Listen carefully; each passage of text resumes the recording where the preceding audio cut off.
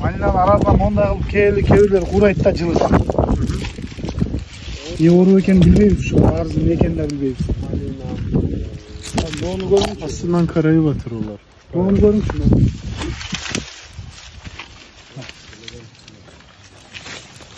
Harcayla şunday bolup tak Evet, bolup. aslından karayı batırır. Tamırdan mı? Yok. Yok. Setken yerden. İyi tamırdan da karayı batıran yerleri var. Bunun aslında bak.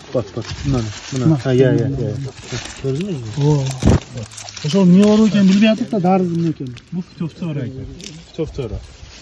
Var mı darzı? Bunun değeri Foscraft MNZN kuramin, metal aksil, previkür enerji, maksim bu gibi değerleri veriyor gerek.